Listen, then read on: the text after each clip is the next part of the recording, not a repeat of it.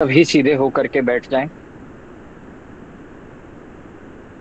Mic को बंद कर लेवें और अपनी वीडियो को यदि ऑन रख सकते हैं तो ऑन कर सकते हैं आप सभी। परमपिता परमात्मा के मुख्य नाम ओम का उच्चारण करेंगे। परमपिता परमात्मा से विशेष प्रार्थना करेंगे और पठन पाठन के मंत्र का पाठ करेंगे। तो सभी आंखें बंद कर लीजिए और सीधे होकर के बैठ जाएं। गहरा श्वास भरें। ओ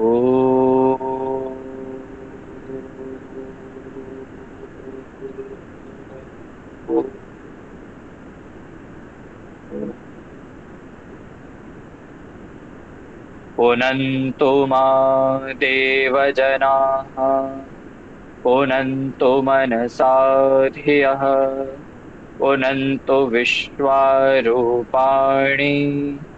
जातवेदः पुनीहि मा। ॐ सहनाववतु सहनौ भुनक्तु सह वीर्यं करवावहै तेजस्विनावधीतमस्तु मा विद्विषावहै। ओम शांति शांति शांति।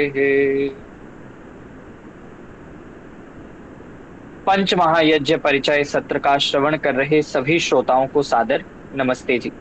मैं सार्थक विद्यार्थी आप सभी का पंच महायज्ञ पर आधारित इस फ्री वेबिनार की तृतीय कक्षा में आप सभी का हार्दिक स्वागत करता हूं।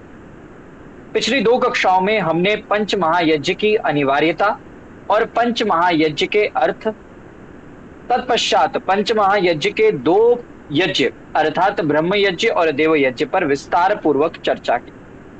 आज की कक्षा में हम मुख्य रूप से पितृयज्ञ, अतिथि यज्ञ और बलि वैश्व देव यज्ञ पर चर्चा करेंगे और उससे पूर्व हम पिछली दो कक्षाओं की कुछ आवृत्ति करेंगे।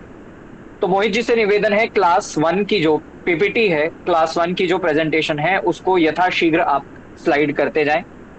तो आपको बताया गया था यज्ञ का अर्थ होता है श्रेष्ठ कर्म, जिसमें देव पूजा यानी देवों का सत्कार, संगतिकरण अर्थात विद्वानों की संगति करना, सत्संग करना, और दान अर्थात जो भी आपके पास प्रचुर मात्रा में है, चाहे विद्या हो, चाहे धन हो, चाहे बल हो, चाहे सेवा हो, जिसके द्वारा आप समाज का कल्याण कर सकते हैं उसे दान कहा जाता है। तो देव पूजा, संगतिकरण, दानेशु, इन तीनों को यज्ञ कहा जाता है। अब सभी श्रेष्ठ कर्मों में कुछ श्रेष्ठ कर्म ऐसे हैं जिन्हें करना प्रत्येक मनुष्य के लिए अनिवार्य है।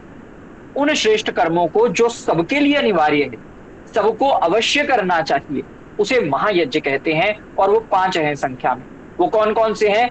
ब्रह्म यज्ञ अर्थात स्वाध्याय और संध्या उपासना करना, देव यज्ञ अर्थात अग्निहोत्र करना, पितृयज्ञ अर्थात माता पिता, पितामह और जितने भी देव हैं उनकी सेवा करना, उनकी शुश्रूषा करना, अतिथि यज्ञ जितने भी विद्वान हैं जो वेद प्रचारार्थ विश्व भर में घूम घूम कर प्रचार करते हैं, उन देवों की, उन विद्वानों की सेवा करना, उन्हें निवास के लिए, भोजन के लिए और जो भी साधन उन्हें चाहिए उनकी उपलब्धि कराना अतिथि यज्ञ के अंतर्गत आता है। और संसार में ऐसे पशु पक्षी जो स्वयं अपना भोजन प्राप्त नहीं कर सकते, खुद अपना भोजन नहीं पका सकते, जैसे कुत्ता है, बिल्ली है, गाय है, अश्व है, इनका पालन पोषण करना, इनके लिए भोजन का भाग समर्पित करना, ये बलि वैश्व देव यज्ञ कहलाता है। Next page Mohit ji.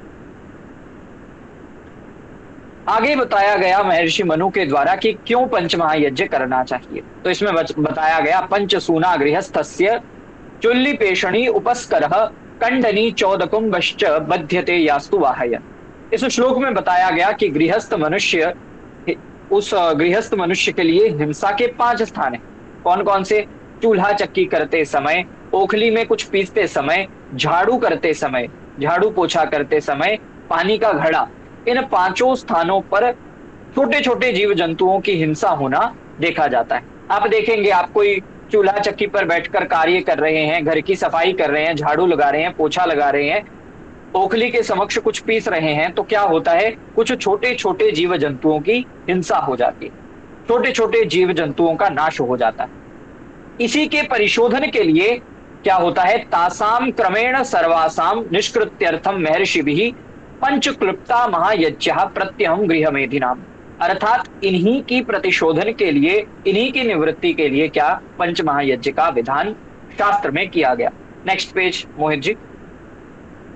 ये आपको इतनी शीघ्रता से इसलिए पढ़ाया जा रहा है क्योंकि ये पहले कक्षा में, पहली क्लास में हो चुका है और दूसरी क्लास पर में भी इस पर विस्तार पूर्वक चर्चा की गई। फिर पांचों यज्ञ के नाम बताए गए। अध्यापनम ब्रह्म यज्ञ, पितृ यज्ञस्तु तर्पणम, होमो दैवो बलिर्भवतो, नृयज्ञो अतिथि पूजनम। अध्यापन करना यानी वेद का पढ़ना पढ़ाना, स्वाध्याय करना और संध्या उपासना करना, ये ब्रह्म यज्ञ कहलाता है। पितृयज्ञस्तु तर्पणम, पितृयज्ञ का अर्थ होता है माता पिता आदि को तृप्त रखना, माता पिता की तृप्ति करना, उनकी सेवा शुश्रूषा करना। होम का अर्थ होता है, अर्थात हवन के द्वारा यदि आप हवन में हव्य पदार्थों को आहूत करते हैं तो ऐसे यजनीय पदार्थों को आहूत करने पर क्या होता है, देव यज्ञ की सिद्धि होती है। और बलिर्भवतो अर्थात अपने भोजन का भाग बचा करके कीट यानी कीड़ों को, पक्षियों को, कुत्ते और अश्व आदि को उनका भाग समर्पित करना, यह क्या कहलाता है, यह बलि वैश्व देव यज्ञ कहलाता है। और फिर कहा अतिथि पूजनम, अर्थात अतिथि को भोजन देना, जल प्रदान करना, उनकी सेवा करना, सत्कार करना, यह नृयज्ञ या अतिथि यज्ञ कहलाता है। मोहित जी नेक्स्ट पेज। ये आपकी एक आवृत्ति हो रही है क्योंकि आवृत्ति के बिना विद्या प्राप्त नहीं हो पाती। फिर कहा गया देवता अतिथि भृत्यानाम पितृणाम आत्मनश्च यह न निर्वपति पंचानाम उच्छवसन्न जीवति।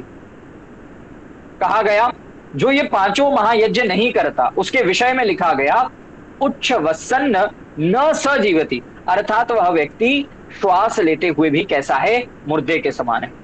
अर्थात जो व्यक्ति जीवित होकर के यज्ञ नहीं करता, ये पांचों महायज्ञ नहीं करता, वह श्वास तो ले रहा है, जिंदा तो है, पर वह व्यक्ति जीते जी मरा हुआ इंसान है। जिस घर में यज्ञ नहीं होता वह घर शमशान के तुल्य बताया गया है। Next page Mohit ji.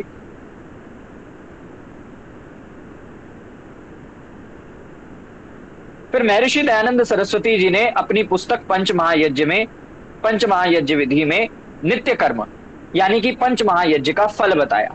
पंच महायज्ञ को नित्य कर्म इसीलिए कहा जाता है क्योंकि पंच महायज्ञ को बिना किसी अवकाश के, कि आज संडे है आज पंच महायज्ञ को छोड़ देते, आज संध्या भी नहीं करेंगे, आज हवन भी नहीं करेंगे, तो ऐसा नहीं, ये विधान यहां नहीं है, अवकाश का विधान। आप पंच महायज्ञ करते समय अवकाश नहीं ले सकते, इसीलिए पंच महायज्ञ कैसे हैं, नित्य कर्म है, अर्थात प्रतिदिन करने के योग्य हैं। और उनको करने से क्या होता है, ज्ञान की प्राप्ति होती है, आत्मा की उन्नति होती है, आत्मा की आरोग्यता होती है।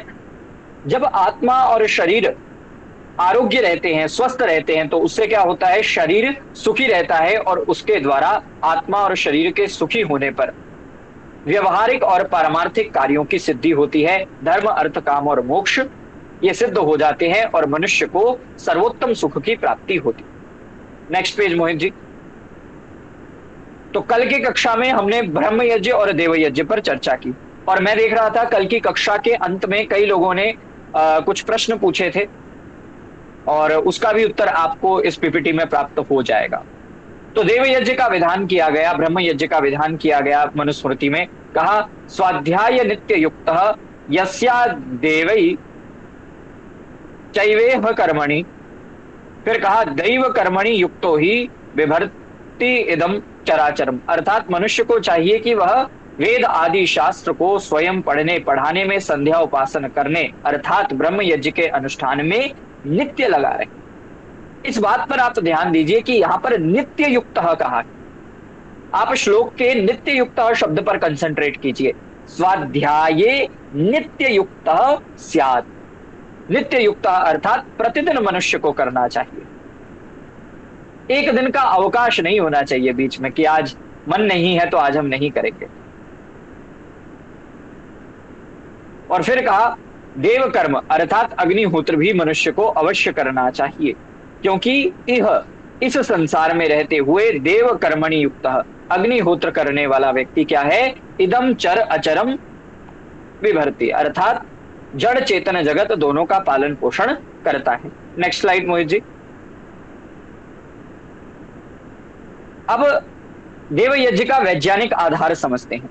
कैसे देव यज्ञ के द्वारा वातावरण की शुद्धि होती है, कैसे देव यज्ञ के द्वारा प्रजाओं का पालन पोषण होता है, और कैसे देव यज्ञ के द्वारा चर और अचर जगत दोनों की पुष्टि होती है।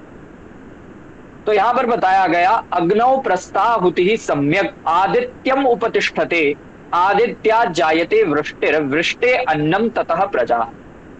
यहां पर बहुत वैज्ञानिक आधार बताया गया।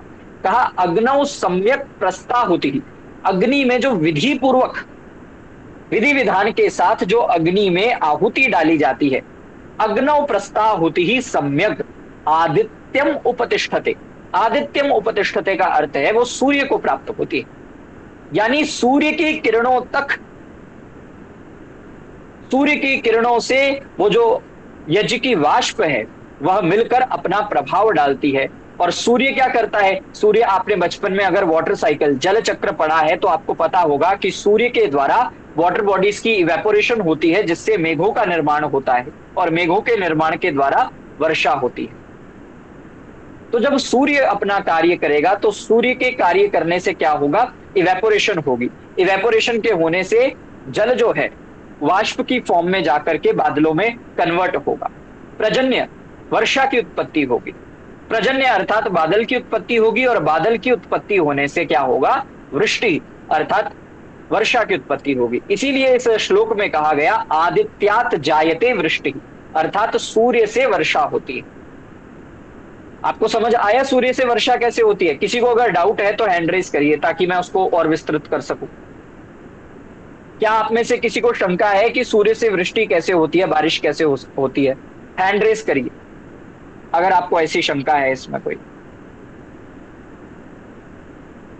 मोहित जी, किसी का हैंड रेज है क्या? जी नहीं, अभी तक तो किया नहीं।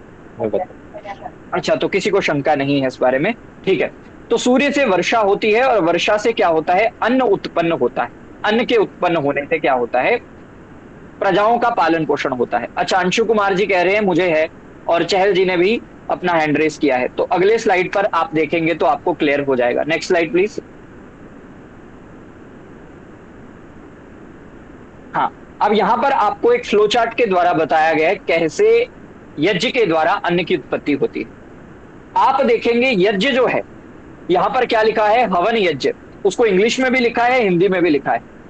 तो यज्ञ का क्या होता है, यज्ञ में जो पदार्थ डाले जाते हैं, चाहे घी डाला जा रहा है, चाहे सामग्री डाली जा रही है, वो जो घी और सामग्री है वो ब्रेक डाउन होगा उनका, अर्थात जो अणु है, घृत और औषधीय युक्त सामग्री के जो अणु हैं वो सूक्ष्म हो जाएंगे। अग्नि का एक गुण होता है कि वह किसी भी पदार्थ को सूक्ष्म कर देता है। सूक्ष्म होकर क्या होगा, वो जो पदार्थ है वो गैसियस स्टेट में कन्वर्ट हो जाएगा, यानी वाष्प की स्थिति में बदल जाएगा। जो घी आपके पास लिक्विड फॉर्म में पड़ा था और जो सामग्री आपके पास सॉलिड फॉर्म में पड़ी थी, अब वो किस में कन्वर्ट हो गई, गैसियस स्टेट में कन्वर्ट हो गई। आपने जो हवी का अर्थ होता है जो घृत आप प्रयोग करते हैं यज्ञ करते समय, और औषधीय युक्त सामग्री जिसका आप प्रयोग करते हैं। जो आपकी सामग्री थी वो सॉलिड फॉर्म में थी, और जो आपका घृत था, घी था, वो कैसा है, वो लिक्विड फॉर्म में था। अब इन दोनों का क्या हुआ, इन दोनों का ब्रेकडाउन हुआ, यानी इन दोनों का सूक्ष्मीकरण हुआ। अग्नि में कोई भी पदार्थ जाएगा तो उसका सूक्ष्मीकरण हो जाएगा। आप मिर्च को एक बार आग में डाल करके देखिएगा, सॉलिड मिर्च कुछ नहीं कहेंगे, जैसे ही अग्नि में जाएगी तो सबकी आंखें जलनी शुरू हो जाएंगी। क्यों? क्योंकि मिर्च के जो पार्टिकल्स थे, मिर्च के जो अणु थे, वो सूक्ष्म होकर पूरे वातावरण में फैल गए। ऐसे ही याज्ञिक पदार्थों के, यजनीय पदार्थों के जो घृत है और सामग्री है, उसके जो पार्टिकल्स हैं वो बहुत सूक्ष्म हो जाते हैं, और सूक्ष्म होकर क्या होते हैं, गैसीय स्टेट में कन्वर्ट होकर इफेक्टिव इन नेचर, यानी पर्यावरण में अपना प्रभाव दिखाते हैं, वातावरण में फैल जाते हैं। और फैलते फैलते कहां तक पहुंच जाते हैं? सूर्य तक। सूर्य की किरणों के द्वारा क्या होता है? सूर्य की किरणों के द्वारा यहां पर आप देखेंगे तो वाटर साइकिल से दिखाया गया है कि वाटर साइकिल से वर्षा की उत्पत्ति होती है। तो सूर्य क्या करता है? इवेपोरेशन करता है। सूर्य के माध्यम से जल का इवेपोरेशन होता है जिससे कि बादल बनते हैं, पर्जन्य बनते हैं। और बादलों के बनने से क्या होता है? वृष्टि होती है, वर्षा होती है, रेन होती है। और इतना तो सबको पता होगा कि अगर रेन होगी तभी हमारे पास अन्न की प्राप्ति होगी, तभी हमें भोजन प्राप्त होगा, और अन्न होगा तभी प्रजा होगी। इसीलिए व्यक्ति को यज्ञ करना चाहिए। अभी भी यदि किसी को शंका है तो माइक ऑन करके बताए। किसी को देव यज्ञ का वैज्ञानिक आधार समझने में यदि अभी भी शंका है, आपको पूरा समझाया गया कैसे यज्ञ से जो यजनीय पदार्थ हैं, जो हवि है उसका ब्रेकडाउन होता है, उसका सूक्ष्मीकरण होता है, वह वातावरण में पूरी तरह से फैल जाती है और सूर्य की किरणों तक पहुंचकर सूर्य की किरणों के द्वारा अपना प्रभाव दिखाती है, वर्षा को शुद्ध करती है और अन्न को उत्पन्न करती है। अन्न की उत्पत्ति से प्रजा का पालन होता है। इस प्रसंग में यदि किसी को कोई भी छोटी सी भी शंका हो तो अभी पूछ ले माइक ऑन करके, और यदि किसी को कोई शंका नहीं है तो आगे बढ़ा जाए।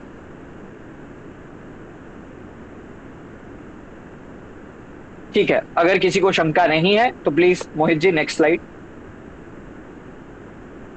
हमने फिर चर्चा की ब्रह्म यज्ञ के बारे में। ब्रह्म यज्ञ के दो प्रकार बताए गए, संध्या उपासना करना और स्वाध्याय करना। Next page. अब अगले श्लोक में स्वाध्याय की महिमा बताई गई है, स्वाध्याय की अनिवार्यता बताई गई है। कहा गया सर्वान परित्यजेत अर्थान स्वाध्याय यस्य विरोधिनः। कहा जो भी ऐसे कर्तव्य कर्म हैं जो आपके स्वाध्याय में या ईश्वर उपासना में बाधक उत्पन्न करें, जिनके कारण आप स्वाध्याय नहीं कर पा रहे या ईश्वर की उपासना नहीं कर पा रहे, तो ऐसे कार्यों को छोड़ देना चाहिए जो आपके स्वाध्याय में या ईश्वर की उपासना करने में बाधक बन रहे हैं।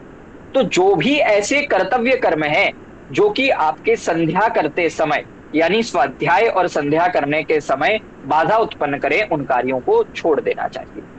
Next page Mohit ji. अब यहां पर महर्षि दयानंद सरस्वती जी की पुस्तक पंच महायज्ञ विधि के आधार पर संध्या की परिभाषा बताई गई। महर्षि दयानंद जी ने संध्या की परिभाषा में लिखा, संध्यायन्ति संध्यायते वा पर ब्रह्म यस्याम सा संध्या। अर्थात जिसमें भलीभांति ध्यान करते हैं, जिसमें पर ब्रह्म का यानी परमेश्वर का ध्यान किया जाए, उसे संध्या कहा जाता है। और संध्या है क्या? संध्या है दिन और रात्रि के संयोग का समय। जब दिन और रात्रि के संयोग का समय आता है, उस समय मनुष्य को ध्यान करना चाहिए, परमात्मा की स्तुति प्रार्थना और उपासना करनी चाहिए। ये संध्या की परिभाषा है। अब आपको एक चित्र के माध्यम से मैं ये भी दिखाऊंगा कि संध्या का समय होता कैसा है। कृपया नेक्स्ट पेज पर शिफ्ट करें मोहित जी। देखिए, इस फोटो को जूम करिए मोहित जी, जो फोटो मैं दिखाना चाहता था। ये जो साइड पर फोटो है, हाँ जी, हाँ जी, यहाँ पर देखिए, आप ऊपर देखेंगे तो ऊपर अभी भी रात्रि का कुछ अंश विद्यमान है और नीचे थोड़ा सा प्रकाश, थोड़ी सी लालिमा आपको दिख रही होगी। ऊपर थोड़ा अंधेरा अंधेरा दिख रहा है, नीचे थोड़ी लालिमा सी दिख रही है। ये है संधि वेला। और आज सुबह सुबह उठकर मैंने ये चित्र खींचा ताकि आज आपको कक्षा में दिखाया जा सके। ये संधि वेला है। जब रात्रि में जो तारों की छत्र छाया है वो विद्यमान हो, उस समय परमात्मा का ध्यान आरंभ कर देना चाहिए। ब्रह्म मुहूर्त में, ब्रह्म मुहूर्त में व्यक्ति को परमात्मा का ध्यान आरंभ कर देना चाहिए।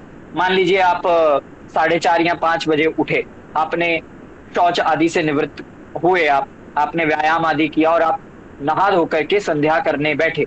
उस समय क्या था?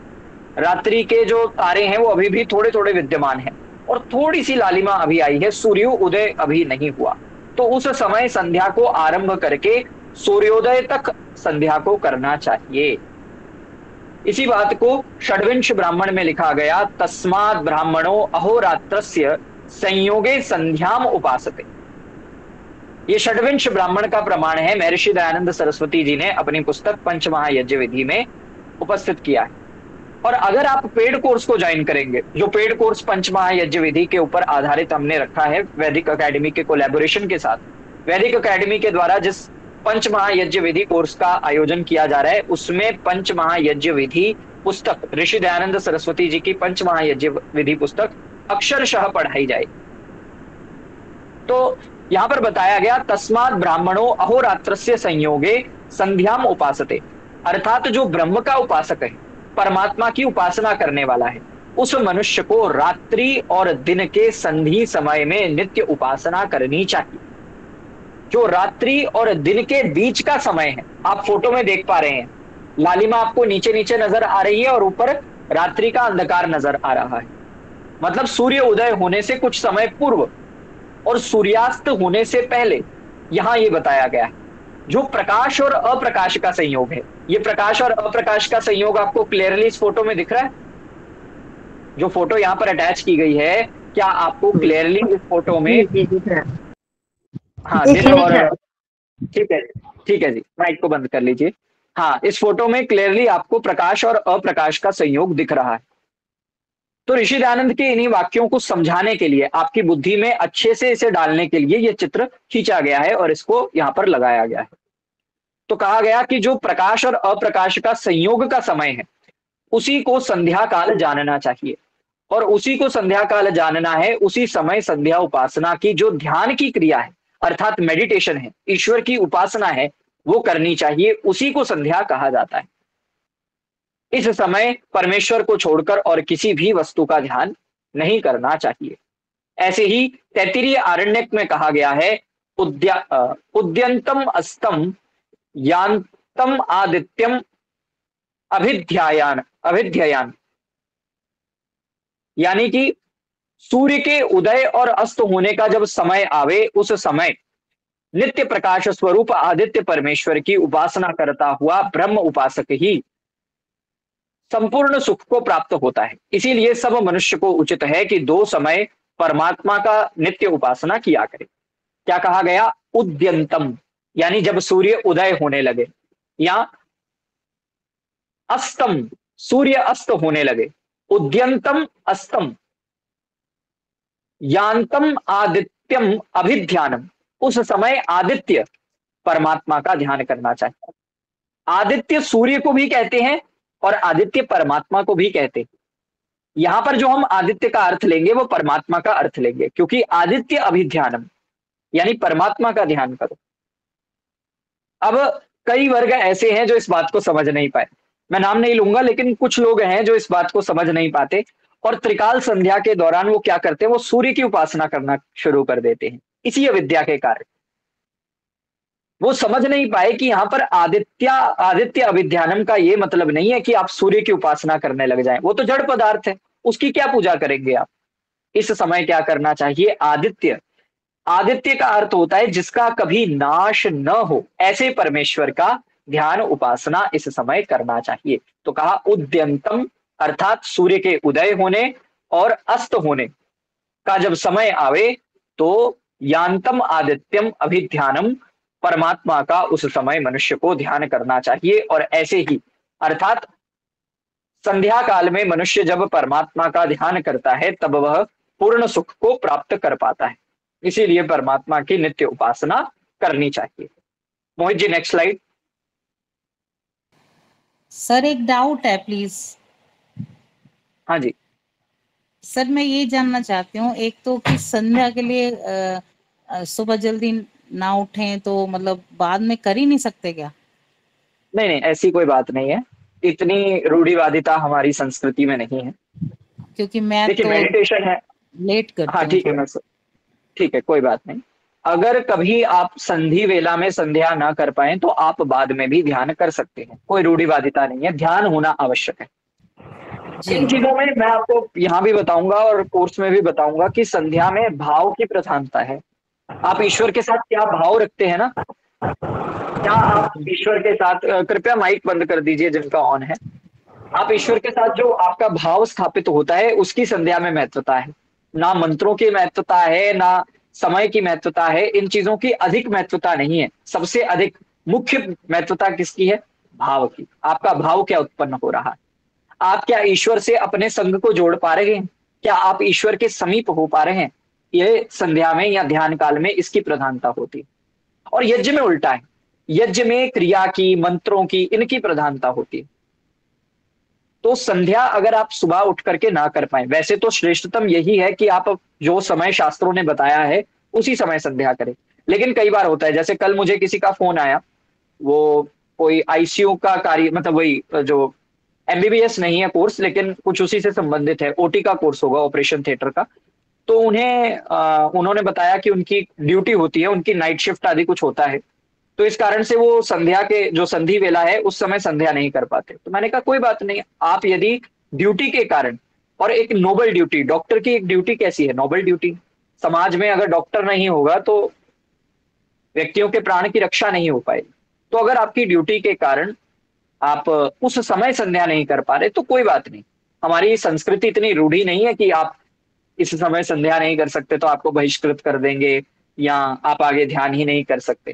ध्यान कर सकते हैं, लेकिन यहाँ पर श्रेष्ठ समय बताया गया है कि जिसको संध्या का सर्वाधिक लाभ प्राप्त करना है, जिसको संध्या का सबसे ज्यादा लाभ प्राप्त करना है, वो सुबह उठ करके जल्दी परमात्मा का ध्यान करे ब्रह्म मुहूर्त में, और ऐसे ही शाम को सूर्यास्त होने से पहले परमात्मा का ध्यान करना आरंभ करे।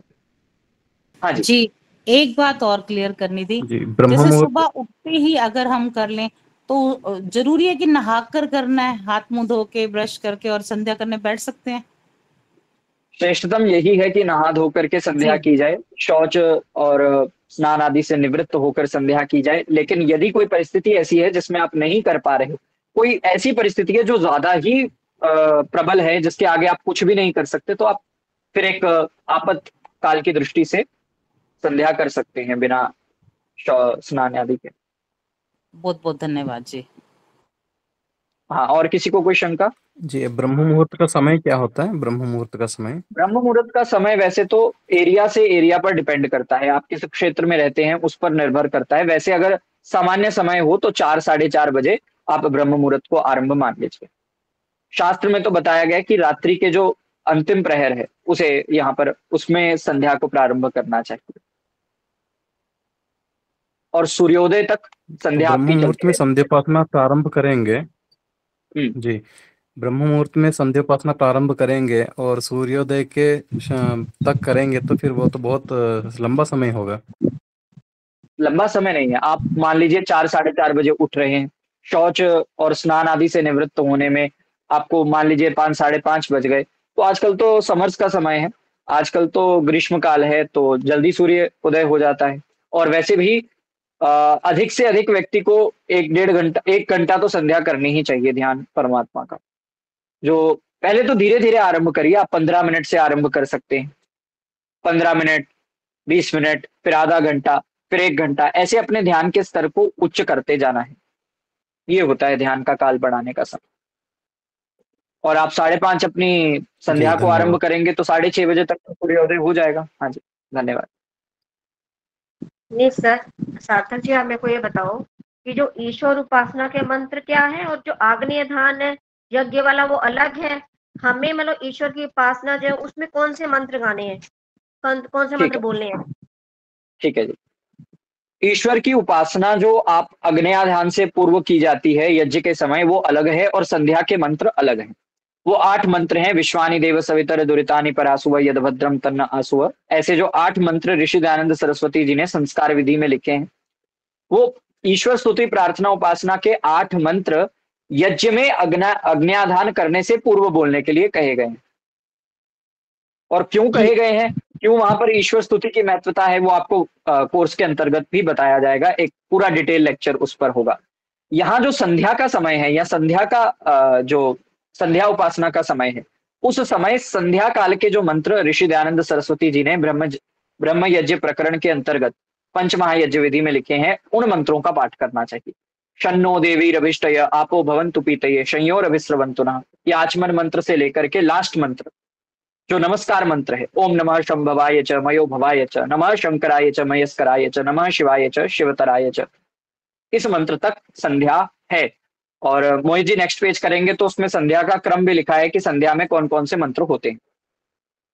नेक्स्ट पेज पे आइए। जी संध्या इसके क्या नेक्स्ट इन्हीं पेज पर, मंत्रों से करना चाहिए? संध्योपासना ठीक है, आपका एक प्रश्न है कि क्या संध्योपासना इन्हीं संध्या मंत्रों से करना उपासना चाहिए? इन्हीं मंत्रों से इन्हीं मंत्रों से करना चाहिए या नहीं? आपका ये प्रश्न है। ऋषियों ने जो वैदिक संध्या जी का निर्माण किया है, ये प्राचीन काल में जो ऋषियों ने इस पद्धति का निर्माण किया, ये पद्धति अद्भुत बड़ी है। आप रैंडम मंत्रों से ध्यान करेंगे और आप संध्या के मंत्रों से ध्यान करेंगे, दोनों में आपको भेद दिखेगा। हमारे जो ऋषि लोग थे वो बहुत बड़े चिंतक थे, बहुत बड़े मनीषी थे। उनको इतनी अधिक वैज्ञानिक पद्धति उन्होंने संध्या की बनाई है ना। आप यहाँ देखिए, पहला आता है आचमन करना। आचमन का आप मंत्र पढ़ेंगे तो आपके लक्ष्य निर्धारण की बात हो जाती है। यानी कोई भी कार्य आरंभ करते समय आपको माइंड में क्लियरेंस होनी चाहिए कि मैं ये कार्य आरंभ क्यों कर रहा हूं। तो आचमन के मंत्र से आपको क्लियरेंस मिल जाएगी। दूसरा, उपनिषदों में कहा हुआ है जिस व्यक्ति में बल नहीं है वह व्यक्ति, बलहीन व्यक्ति, कभी परमात्मा को प्राप्त नहीं कर सकता, क्योंकि शरीर में बल होना जरूरी है। आपके शरीर में बल नहीं होगा, आप आसन लगा करके नहीं बैठ पाएंगे, आप प्राणायाम नहीं कर पाएंगे। तो शरीर में बल बहुत जरूरी है। उसके लिए क्या है? अंग स्पर्श के मंत्र। अब शरीर में बल आ जाए, बल के साथ अभिमान भी आ जाता है। रावण के शरीर में बल था, रावण को अभिमान आ गया। रावण ने क्या बल का अच्छा प्रयोग किया या बुरा प्रयोग किया? बुरा प्रयोग किया। और रावण ने जब अपने बल का बुरा प्रयोग किया तो उसका परिणाम क्या हुआ? नाश। तो रावण की तरह हमारे भीतर बल को प्राप्त करके दोष ना आ जाए, उसी उसके लिए क्या होता है? मार्जन मंत्र। मतलब बड़ी साइंटिफिक पद्धति है। लक्ष्य निर्धारण, बल की प्राप्ति होने के बाद अपनी इंद्रियों की पवित्रता, कि उनमें कहीं अभिमान ना आ जाए और हम उसका गलत कार्यों में प्रयोग ना करें। फिर प्राणायाम के द्वारा मन को वश में करना, अघमर्षण के द्वारा अपने पाप को नष्ट कर देना। पाप के नाश का मतलब आप भविष्य में कोई पाप कर्म ना करें, उसके लिए ये मंत्र है। उसमें पद्धति बताई है, उसमें तरीका बताया है कि कैसे आप अपने पापों का नाश कर सकते हैं।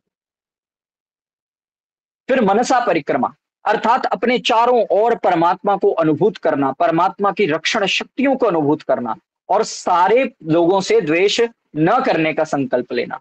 उपस्थान, जब आप ये सब कुछ कर लेंगे ना, आपने अपने लक्ष्य का निर्धारण कर लिया, आपने अपने अंदर ऊर्जा और पवित्रता का संचार कर लिया, आपने अपने मन को वश में कर लिया, आपने पाप कार्य छोड़ने का संकल्प कर दिया, आपने चारों ओर ईश्वर को अनुभूत कर लिया, ईश्वर की रक्षण शक्तियों को अनुभूत कर लिया, उसके बाद आप ईश्वर के समीप होंगे।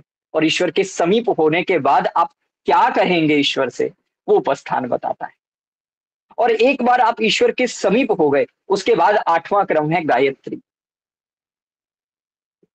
ये ईश्वर के समीप होने के बाद आपको गायत्री मंत्र का उच्चारण करना चाहिए। गायत्री मंत्र को तो शास्त्र सर्वोत्तम मंत्र कहता है।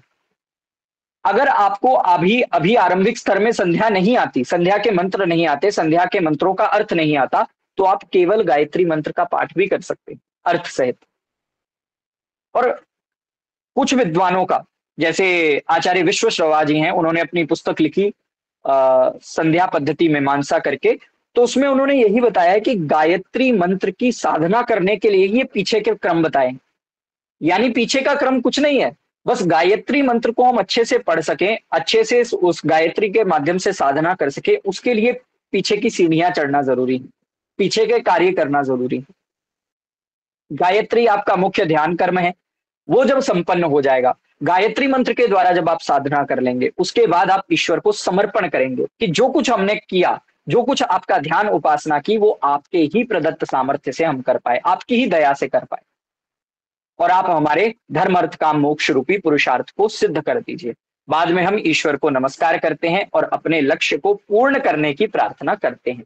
तो संध्या का ये जो क्रम है ना, बड़ा वैज्ञानिक है। आप संध्या के मंत्रों को पढ़ेंगे तो आपको दिखेगा कि जो पिछला पूर्व का प्रसंग है वो आगे के प्रसंग से संबंधित है। यानी पूर्व जब सिद्ध होगा तभी आगे की सिद्धि हो सकती है। तो संध्या का क्रम बड़ा वैज्ञानिक है। अगर आप संध्या के मंत्रों से ध्यान नहीं करना चाहते तो अन्य मंत्रों से ध्यान कर सकते हैं, लेकिन मुझे और ऋषियों ने भी यही बात कही है कि इन मंत्रों से ध्यान करना चाहिए। महर्षि दयानंद सरस्वती जी ने ब्रह्म यज्ञ के लिए इन मंत्रों को उद्धृत किया है और मुझे पर्सनली ये मंत्र सर्वाधिक प्रिय है। तो बाकी शेष आपकी इच्छा है।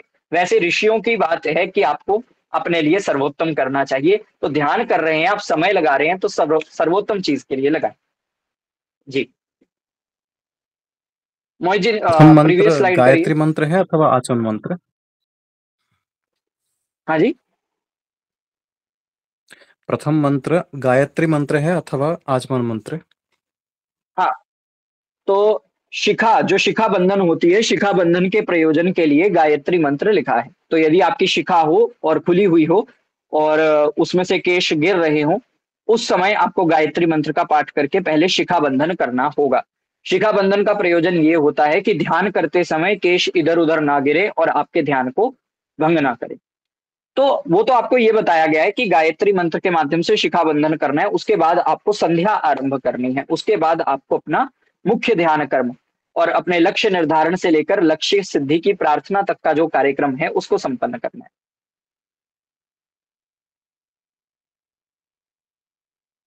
शिखा बंधन के प्रयोजन से प्रथम गायत्री मंत्र और उसके बाद आचमन मंत्र। ठीक है, और किसी की कोई जी शंका? सर इसमें तो संध्या में तो इसमें तो ईश्वर स्तुति मंत्र नहीं आए ना, कहाँ आए इसमें? जैसे आपने आचमन, अंग स्पर्श, मार्जन, इसमें तो ईश्वर स्तुति उपासना मंत्र नहीं आए ना? इन सभी में ईश्वर की स्तुति है। जो आप ईश्वर स्तुति प्रार्थना उपासना के 8 मंत्रों की बात कर रहे हैं ना, वो देव यज्ञ में आएंगे, अग्निहोत्र में आएंगे वो।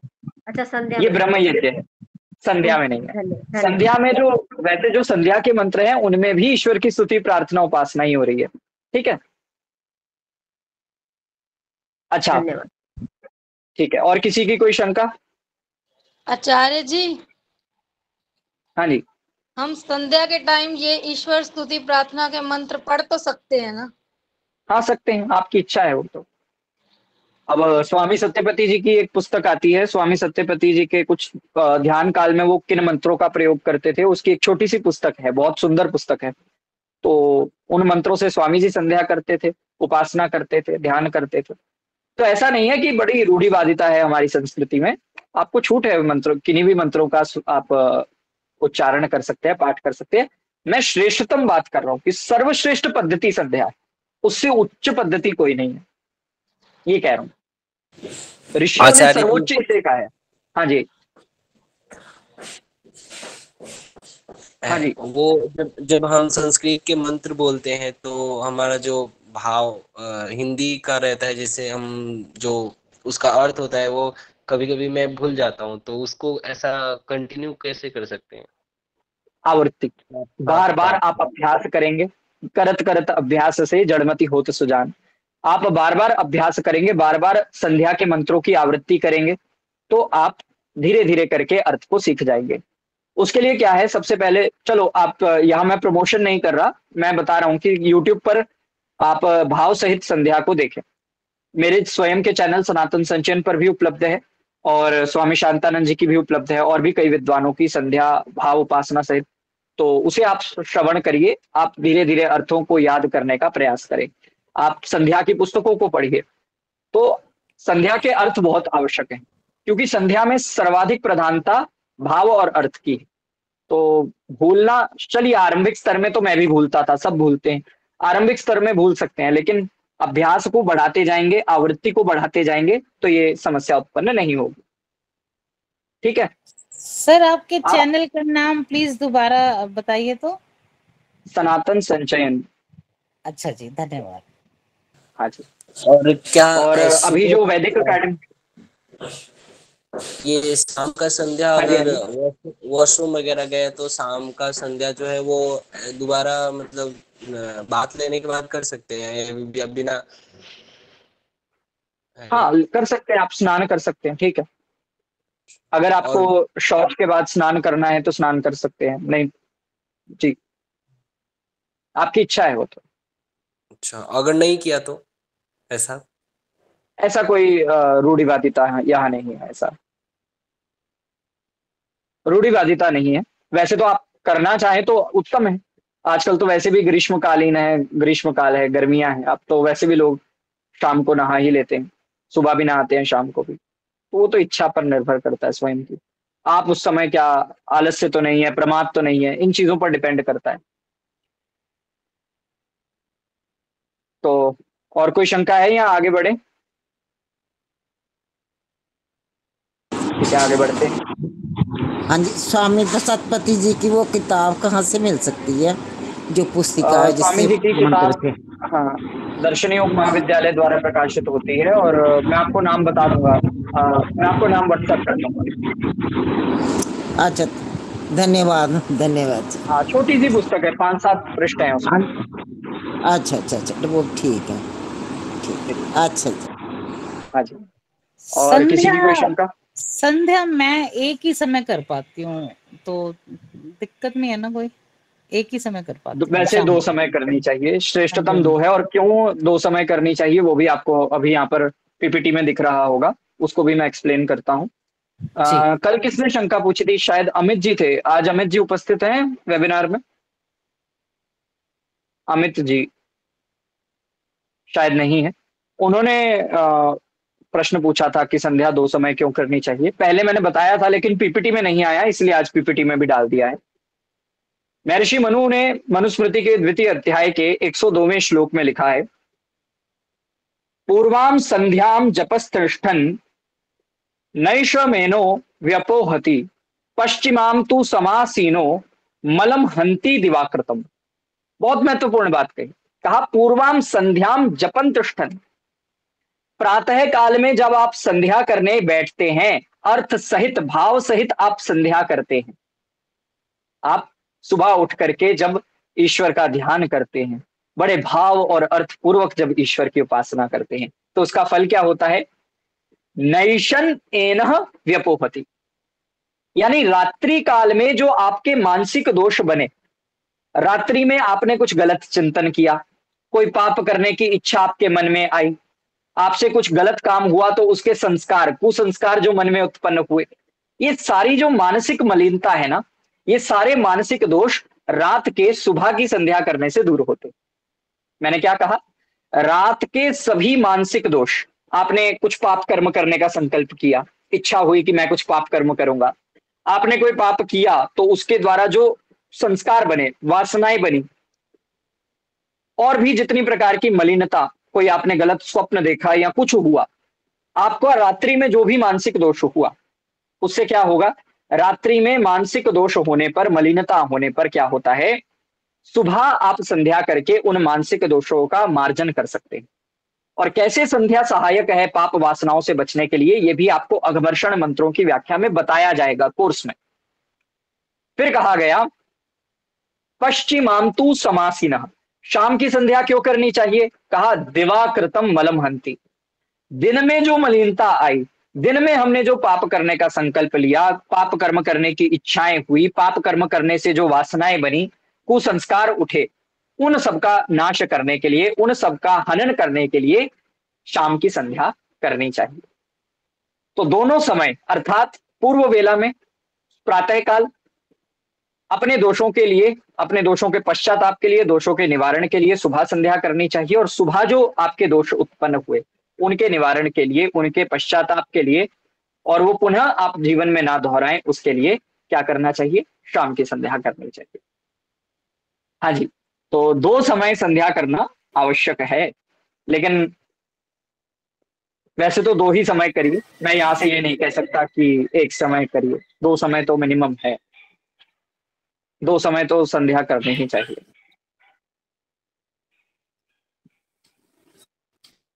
अच्छा, नेक्स्ट स्लाइड मोहित जी।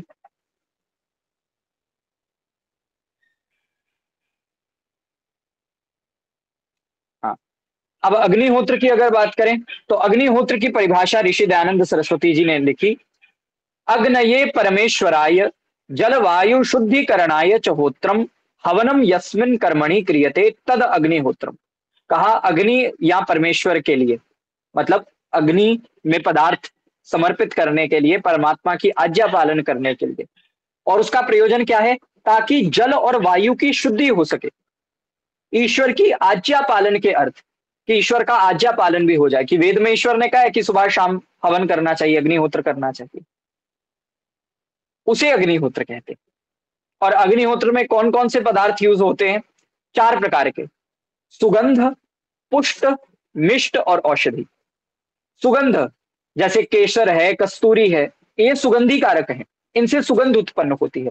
हवन का एक कार्य है कि वो वातावरण में दुर्गंध को हटाकर सुगंध बनाए, इसीलिए सुगंधित पदार्थ केसरी, कस्तूरी आदि का प्रयोग होना चाहिए सामग्री में। फिर घृत, दुग्ध आदि पौष्टिक पदार्थ हैं। आपने देखा होगा घी खा करके बॉडी बनती है, घी खा करके शरीर तगड़ा बनता है। तो ये क्या है, ये शरीर की पुष्टि बढ़ाने वाले और बुद्धि को भी पुष्ट करने वाले हैं। तो ऐसे पौष्टिक कारक घृत, दुग्ध आदि का प्रयोग सामग्री के रूप में किया जाता है। तीसरा कहा मिष्ट, मीठा। आपने देखा होगा गुड़, शक्कर आदि जो मीठे पदार्थ हैं उनका भी प्रयोग यज्ञ और यज्ञ सामग्री में किया जाता है। कभी भी लवणात्मक नमकीन पदार्थ आपको यज्ञ में नहीं डालना, भूल कर। कोई खट्टा, कोई तीखा, कोई नमकीन, ऐसे पदार्थ यज्ञ में नहीं डालने। कैसे पदार्थ डालने हैं? एक तो सुगंधिदायक, एक पौष्टिक, पुष्टि करने वाले, पौष्टिक, और तीसरा कहा मिष्ट यानी मीठे, और चौथा कहा औषधीय गुणों से युक्त। इन पदार्थों को आपको यज्ञ में आहूत करना चाहिए। इससे क्या होता है, वायु और वर्षा जल की शुद्धि होती है और जीवों को परम सुख होता है। Next slide Mohit ji. अब अग्निहोत्र का समय क्या है? अग्निहोत्र का समय भी ऋषि दयानंद ने कहा दोनों संधि वेला, अर्थात सूर्य उदय के पश्चात। संध्या कब तक करनी है? जब तक सूर्य उदय हो जाए। आपने संध्या संपन्न कर ली, सूर्य उदय हो चुका है, आप संध्या करने के बाद क्या करेंगे? देव यज्ञ आरंभ कर देंगे, अग्निहोत्र हवन करना आरंभ कर देंगे। और सूर्यास्त से पूर्व, सूर्य डूब जाने से पूर्व आपको अग्निहोत्र करना चाहिए, ये उसका समय है। Next slide please. अब हम ये समझेंगे कि क्यों अग्निहोत्र 2 समय करना चाहिए। सत्यार्थ प्रकाश के चतुर्थ समोल्लास में स्वामी जी ने अथर्ववेद के प्रमाणों के द्वारा सिद्ध किया। अथर्ववेद में लिखा है सायं सायं गृह पतिर्नो अग्नि प्रातः प्रातः सोमनस्य दाता, और ऐसे ही प्रातः प्रातः गृह पतिर्नो अग्नि सायं सायं सोमनस्य दाता, अर्थात सुबह आपने जो होम किया वह क्या होगा, शाम तक उसका प्रभाव रहेगा, और शाम को जो आपने सूर्यास्त से पूर्व होम किया, हवन किया, उसका प्रभाव अगली सुबह तक रहेगा। तो जब तक प्रभाव रहेगा तब तक आपको तब तक वायु शुद्ध रहेगी, सुगंधित रहेगी, उसका प्रभाव समाप्त हो जाएगा। वो क्षणिक है, कुछ क्षण के लिए है, एक शाम से लेकर के अगले दिन तक, ऐसे ही दिन से लेकर के शाम तक, इतने काल तक हवन का प्रभाव रहता है। इसीलिए प्रातः और सायं दोनों समय अग्निहोत्र करना चाहिए। Next page. हवन का जो प्रभाव है जी, हवन का जो प्रभाव है सुबह करने, प्रातः काल करने पर सायंकाल तक रहता है, आपने बताया। लेकिन आज के कलुषित वातावरण में तो इसका मतलब किस प्रकार हम कह सकते हैं कि वह होगा? अग्निहोत्र का प्रभाव वैसे सुबह से शाम तक ही शास्त्रों ने बताया है, और ऋषि दयानंद सरस्वती जी ने भी इस बात का यही विधान किया है। और प्रासंगिक भी यही बात है कि आप इससे अधिक आप कैसे कर सकते हैं। आप सुबह शाम 3 समय, वैसे भी शास्त्रों में विधान नहीं है इस चीज का, हवन आदि का ना, ये क्योंकि ऋषि दयानंद से किसी ने त्रिकाल संध्या, त्रिकाल अग्निहोत्र आदि के बारे में यदि प्रश्न किया तो उन्होंने यही उत्तर दिया कि शास्त्र त्रिकाल संध्या के बारे में नहीं कहता।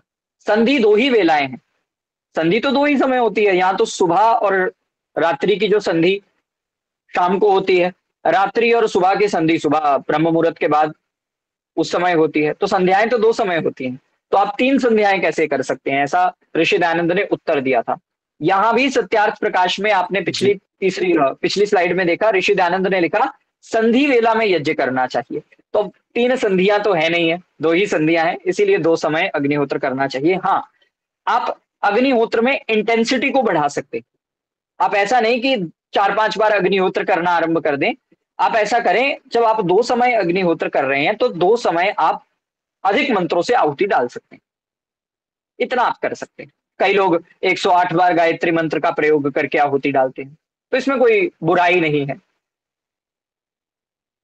तो आप इंटेंसिटी को बढ़ा सकते हैं, आहुति देने की इंटेंसिटी को। ठीक है जी। संध्योपासना मतलब संधि वेला को लेकर के आप बता रहे हैं कि संध्योपासना 2 समय ही करनी चाहिए, लेकिन अगर संध्या का अर्थ सम्यक ध्यान ये अर्थ लेंगे तो क्या त्रिकाल संध्या नहीं कर सकते हैं? त्रिकाल संध्या देखिए ना, संधि संध्या जो आपने शब्द कहा, वो संध्या शब्द ही संधि वेला से आया है। सम्यक ध्यान उसका अर्थ है, लेकिन सम्यक ध्यान किस अवस्था में, किस समय, वो समय भी साथ में बता दिया गया। वो समय बताया गया 2 संधि वेलाओं में। तो त्रिकाल संध्या कोई प्रमाण नहीं बनता, कोई तर्क नहीं बनता 3 समय संध्या करने का। ऐसे तो हमारे शास्त्र कहते हैं प्रतिक्षण ईश्वर प्रणिधान की भावना से युक्त रहना चाहिए। प्रतिक्षण कोई भी कार्य कर रहे हो उस समय ईश्वर का ध्यान तो बने रहना चाहिए, वो ईश्वर प्रणिधान है। जी, ऋग्वेद में एक मंत्र आता है, जैसे श्रद्धाम प्रातर् हवामहे श्रद्धाम मध्यम दिनम परि श्रद्धाम सूर्यस्य निमृचे श्रद्धे श्रद्धापयेह। तो वहाँ 3 बार का मतलब वर्णन आता है, तो ऐसा बताया जाता है कि त्रिकाल संध्या के लिए ये मंत्र उपयुक्त है। ऐसे त्रिकाल संध्या के लिए नहीं, अगर यहाँ पर श्रद्धा शब्द है तो श्रद्धा का अर्थ होता है, श्रत शब्द सत्य का, सत्य अर्थ में प्रयुक्त होता है श्रत शब्द, और जिसके द्वारा सत्य को प्राप्त किया जाए वो श्रद्धा कहलाती है। और श्रद्धा पूर्वक यानी सत्य आचरण से संपन्न होकर जब हम ध्यान करते हैं तो उसको कहा गया श्रद्धा पूर्वक ईश्वर का ध्यान करना। आप अपने जीवन में सत्य आचरण के साथ साथ ईश्वर प्रणिधान, ईश्वर समर्पण, इन भावनाओं को जब आप रखेंगे तो आप क्या करेंगे, आप अपने इस प्रसंग को सिद्ध कर सकते हैं, आप अपने इस लक्ष्य को सिद्ध कर सकते हैं। तो वहां पर यदि ऐसा कहा गया है तो वो एक मेटाफर है। कैसा मेटाफर है कि सुबह हो, शाम हो, दोपहर हो, ईश्वर के प्रति आपकी श्रद्धा कम नहीं होनी चाहिए। ईश्वर के प्रति आपकी जो भावना है, ईश्वर के प्रति जो आपका समर्पण है, वह कम नहीं होना चाहिए, वो उतना ही रहना चाहिए।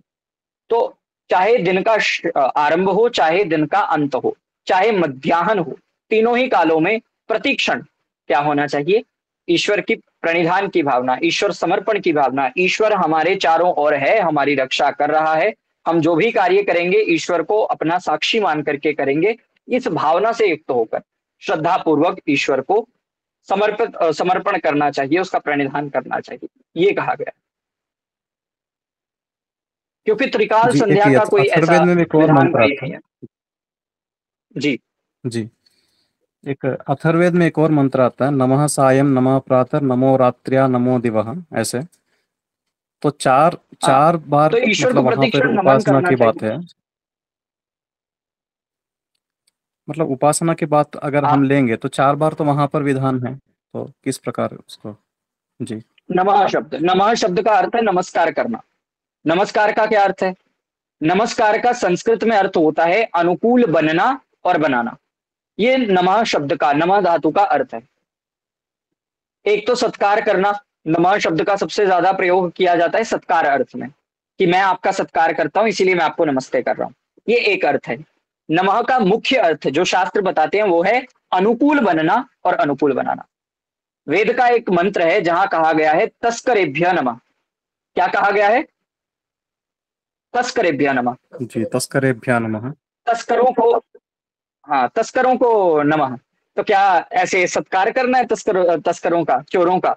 नहीं, वहां पर उसका अर्थ है तस्करों के अनुकूल आचरण करना, चोरों के अनुकूल आचरण करना। चोरों को अनुकूल आचरण क्या है, उनको दंड देना। ऐसे ही हमें प्रतिक्षण, चाहे सुबह हो, चाहे मध्याह्न हो, चाहे सायं हो, चाहे रात्रि हो, ईश्वर को नमः करना चाहिए, ईश्वर का सत्कार करना चाहिए और ईश्वर के अनुकूल आचरण करना चाहिए। ईश्वर को अपने अनुकूल बनाना है और हमें ईश्वर के अनुकूल बनना है। यही बात आपको मनसा परिक्रमा में भी विस्तार पूर्वक बताई जाएगी। मनसा परिक्रमा जब संध्या के अंतर्गत प्रसंग आएगा, नमः शब्द की वहां भी विशेष व्याख्या होगी। तो नमः शब्द का विशेष जी, अर्थ होता है अनुकूल बनना। हम परमात्मा के अनुकूल कैसे बन सकते हैं, परमात्मा की जितनी भी आज्ञाएं हैं, वेदों में परमात्मा ने जिन आज्ञाओं का विधान किया है, उन आज्ञाओं का पालन करके हम परमात्मा के अनुकूल बन सकते हैं। जी, 2 बार संध्योपासना का तो जो विधान है, लेकिन निषेध भी नहीं है ना 2 से अधिक। निषेध देखिए, ऋषि दयानंद सरस्वती जी ने क्योंकि हमारे लिए तो वो ऋषि कोटि के हैं, और ऋषि कोटि के व्यक्ति की अगर बात है उसको हम आप्त वचन के अंतर्गत, शब्द प्रमाण के अंतर्गत मानेंगे। ऋषि दयानंद ने अगर लिखा है तो वो शब्द प्रमाण जी, के अंतर्गत, आप्त प्रमाण के अंतर्गत आ जाएगा। तो इसीलिए उन्होंने एक प्रकार से निषेध किया। हालांकि पूर्व शास्त्रों में आपको ऐसा कोई निषेध देखने को मिलेगा नहीं, लेकिन शास्त्र में यह भी कहा गया है कि उपासना काल से अधिक काल व्यवहार काल है, आचरण का काल है। अगर 2 घंटे उपासना काल है तो व्यवहार काल बचा हुआ 16 घंटों का है। तो अगर आप 16 घंटे व्यवहार काल नहीं करेंगे तो 2 घंटे का जो उपासना काल है उसके बीच में भी निर्धारण का एक दोष आ सकता है। 4 समय व्यक्ति संध्या करते रहेगा तो व्यवहार कब करेगा? व्यवहार भी जरूरी है, विद्या अर्जन करना है, धनार्जन करना है, बहुत से कार्य हैं, उसमें भी ईश्वर प्रणिधान की भावना से युक्त होकर के व्यक्ति को व्यवहार करना है। ऋषि दयानंद ने या वेद ने, दर्शन शास्त्र ने, उपनिषदों में बार बार एक बात आई है, व्यवहार और परमार्थ दोनों आवश्यक है। और यही संध्या के पहले मंत्र में भी कहा गया है, व्यवहार और परमार्थ, लौकिक सुख और आध्यात्मिक सुख, सांसारिक सुख, सांसारिक उन्नति और मोक्ष, दोनों पक्षों को एक साथ लेकर के चलना है। जी जी। तो आचार्य जी, हम प्रश्नों को वेबिनार के अंत में लें। हाँ ठीक है। अग्निहोत्र के लाभ, इस विषय में ऋषि दयानंद ने लिखा कि दुर्गंध वायु से क्या होता है, दुर्गंध वायु से रोग उत्पन्न होते हैं, रोगियों से प्राणियों को दुख होता है, और जब दुख होता है तो वो फिर अपना कोई कार्य नहीं कर पाते। जब हम हवन करके वायु को सुगंधित करते हैं, वायु को स्वच्छ करते हैं, तो स्वच्छ वायु और जल से क्या होता है, रोग फैलने बंद हो जाते हैं। आप देखेंगे अगर कोई बीमारी आती है तो कैसे फैलती है, जल वायु के द्वारा बहुत अधिक तीव्र गति से फैलती। तो हम जब हवन करेंगे उससे वायु सुगंधित होगी, स्वच्छ होगी, उससे क्या होगा, उसे आरोग्यता की प्राप्ति होगी, और रोग ना होने से क्या होगा, व्यक्ति को सुख प्राप्त होगा। Next slide.